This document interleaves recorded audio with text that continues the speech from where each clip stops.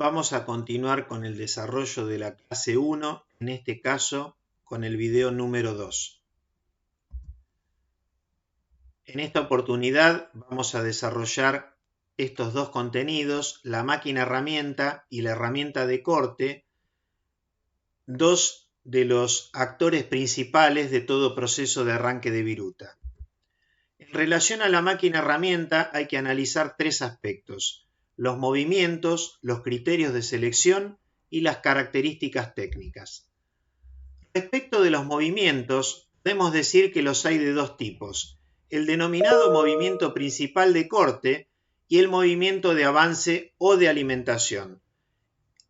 El movimiento principal de corte es aquel que permite producir el desprendimiento de viruta, en tanto que el de alimentación asociado con el anterior nos permite realizarlo de manera continua. Eso es lo que vamos a observar en este video, en donde se va a realizar el frenteado de una de las caras de una rueda dentada. Entonces, en el caso de un torno, el movimiento principal de corte lo tiene la pieza a través de su rotación, mientras el de alimentación o avance lo efectúa la herramienta. Con la combinación de ambos podemos realizar un plano sobre una de las caras de la rueda dentada. Continuando con la máquina herramienta, en relación a los criterios de selección, son cuatro básicamente los más importantes: la forma de la pieza, el tamaño de la pieza, el lote, serie o cantidad de piezas a fabricar y la precisión requerida. Serán estos nuestros elementos de juicio que tendremos que tener en consideración cuando, para poder mecanizar alguna pieza, tengamos que decidir en qué máquina realizarlo. Siguiendo con la máquina herramienta y respecto de la forma de la pieza, si la pieza posee superficies cilíndricas, la máquina a utilizar será un torno. Si en cambio posee superficies planas y la pieza tiene forma de paralelepípedo o de cubo, se va a tratar de una fresadora. Sin embargo, tenemos que aclarar que esta clasificación es obsoleta por la existencia de las máquinas denominadas multitarea o multitasking en inglés. ¿Qué pueden hacer estas máquinas multitareas? Piezas muy complejas terminadas en forma completa en una sola máquina herramienta y aplicando una diversidad de procesos. Vamos a ver entonces el video de una máquina multitarea fabricada por la empresa alemana DMG Mori Seiki. El proceso inicia con una operación de torneado cilíndrico exterior, en donde vamos a poder apreciar cómo la máquina, para mejorar su accesibilidad, puede inclinar a la herramienta de corte, cosa que no sucede en los tornos de control numérico normales. Ahora la herramienta está haciendo una operación de perfilado por torneado. Y ahora pasamos con la herramienta detenida a realizar un orificio por una operación de fresado, siendo ese orificio de mayor diámetro que el diámetro de la fresa que la mecaniza. El proceso continúa con una operación de contorneado con una herramienta de radio. Ahora estamos haciendo un torneado interior en el orificio concéntrico realizado inicialmente, un trabajo excéntrico sobre el mismo orificio.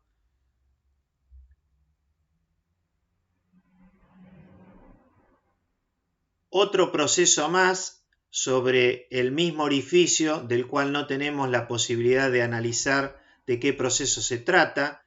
Ahora estamos haciendo una ranura inclinada en el frente de la pieza. Nuevamente una operación de torneado en donde la máquina nos muestra cómo puede modificar la posición de la herramienta de corte para mejorar su accesibilidad, como decíamos anteriormente. Seguimos haciendo operaciones de torneado, otra ranura inclinada.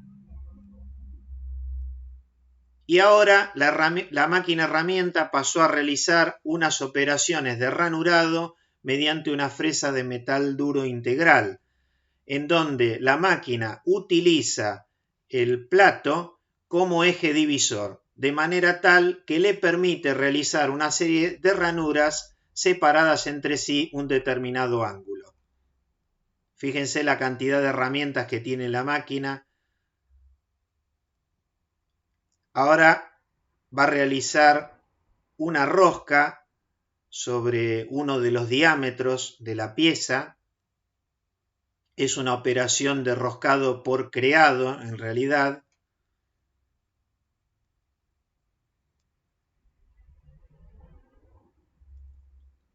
Continúa el proceso con una operación de torneado. Ahora hacemos una serie de agujeros radiales. Esos agujeros los vamos a agrandar con esta herramienta que está trabajando ahora. En la entrada le vamos a realizar un bisel en este proceso para facilitar el acceso de los machos de roscar, en este caso recubierto con nitruro de titanio, por eso la coloración amarillenta.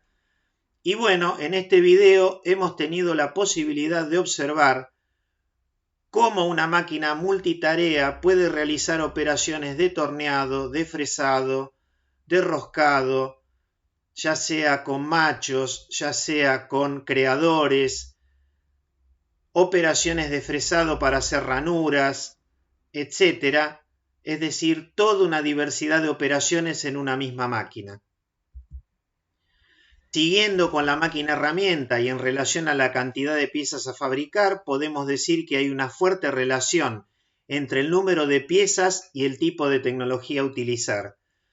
Cuanto más pequeño sea el lote, la tecnología que utilizaremos será más convencional, más flexible, es decir, que nos será fácil pasar de estar fabricando una pieza a otra diferente, más artesanal, es decir, dependiente de un operario y sus habilidades, sus capacidades y lógicamente menos automática.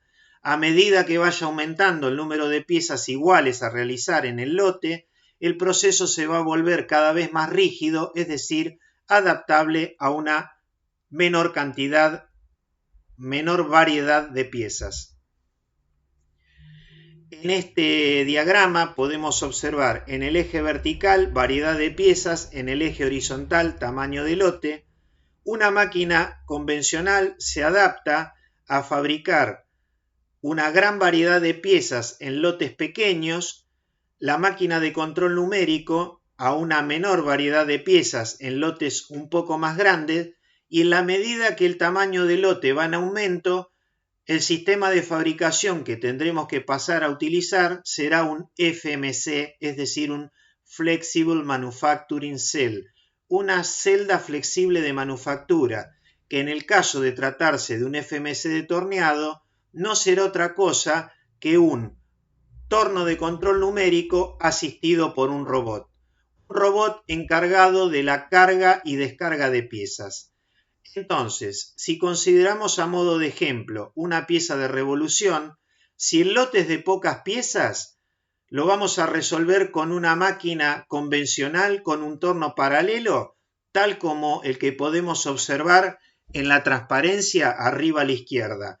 Para tamaños de lotes crecientes, las alternativas serán sucesivamente un torno de control numérico como el que tenemos en la transparencia abajo a la izquierda, o una celda flexible de torneado, es decir, un FMC de torneado, un torno más un robot, como lo estamos observando en el video. Pasamos ahora al otro contenido, la herramienta de corte. ¿Qué es una herramienta? Es una cuña sólida y aguda que está representada su agudeza por el ángulo de filo beta. Es el ángulo sólido de la herramienta. Cuanto más agudo sea el ángulo de filo, cortará con mayor facilidad, reduciendo las fuerzas de corte, pero como contrapartida se va a volver más débil, más frágil, y habrá mayor facilidad de que el filo de la herramienta se fracture, se quiebre. ¿Por qué corta una herramienta? Tienen que verificarse, y esto lo resalto, dos condiciones de manera simultánea. Por un lado, primero, tiene que poseer la herramienta mayor dureza que la del material a mecanizar, de lo contrario no corta. Y en segundo lugar, y sumado al anterior, puede cortar por la geometría de su filo, que decíamos estaba representado por el ángulo de filo beta, pero también por los ángulos de incidencia alfa y de ataque gamma. Podemos observar en la imagen abajo a la derecha que ese ángulo gamma puede tomar una posición positiva cuando se encuentra el filo de la herramienta por detrás de la línea vertical punteada. Entonces decimos que la herramienta tiene un ángulo de ataque positivo. En cambio, si la herramienta tuviese un filo tal que el ángulo de ataque estuviese por delante de la vertical, hablaríamos de una herramienta negativa, de un ángulo de ataque negativo. Vamos a observar qué pasa en estos videos cuando tenemos una herramienta fabricada con la dureza que corresponde, pero en algunos casos con geometría inadecuada. Por ejemplo, la que tenemos en el video arriba a la izquierda, donde el ángulo de ataque es tan negativo que la herramienta no llega a cortar. Arriba a la derecha tenemos un ángulo de ataque menos negativo, se produce una viruta segmentada. Y a medida que nosotros vamos incrementando el valor del ángulo de ataque, llevándolo hasta un valor de 0 grados, vamos a pasar de viruta segmentada a viruta continua. Eso es lo que vemos. Abajo a la izquierda, con un ángulo de ataque negativo, tenemos una viruta segmentada y abajo a la derecha, con un ángulo de ataque de 0 grados, una viruta continua. Entonces, analizar una herramienta de corte significa estudiar tres aspectos: los requerimientos o requisitos que tiene que cumplir o satisfacer, los materiales con que se fabrican las herramientas de corte, las características que tienen y su clasificación. Y por último, y ya lo hemos mencionado, la geometría del filo de corte, que está representada por los ángulos de incidencia, de filo y de ataque.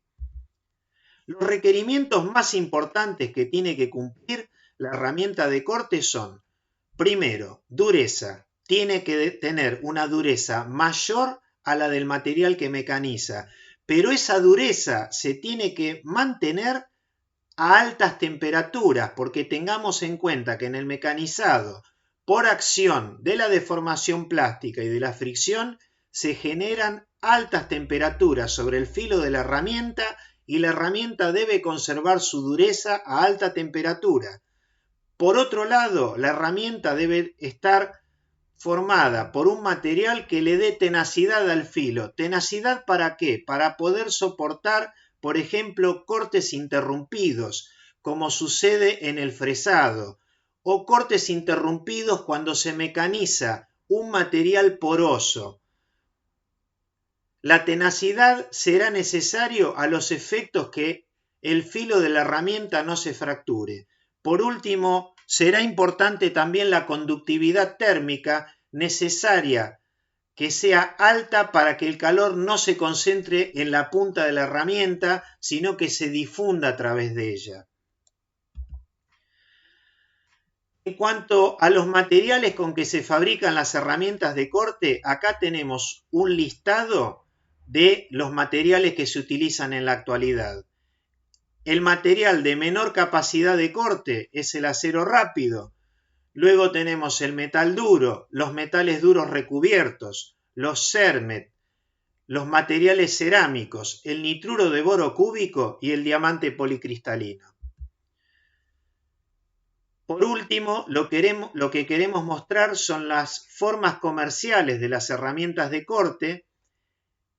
En la figura que tenemos a la izquierda de esta transparencia están los denominados bits de acero rápido, que no son otras cosas que barras de sección cuadrada, rectangular o redonda, que cuando el operario las recibe, tiene que afilar sus extremos para poder mecanizar. Fíjense que no están dotadas de ningún tipo de filo. Arriba a la derecha tenemos las herramientas en donde el elemento cortante es una placa de metal dura, gris, soldado un mango, que los podemos ver en estos casos como celestes o rojos. Son también herramientas que necesitan ser reafiladas. Por último, abajo a la derecha tenemos los insertos de fijación mecánica mediante un tornillo, que esas herramientas, una vez desgastadas, no se afilan, sino que simplemente se afloja el tornillo, se gira a una posición de filo nuevo, se aprieta y se puede continuar el trabajo con las mismas condiciones de mecanizado para el filo de la herramienta.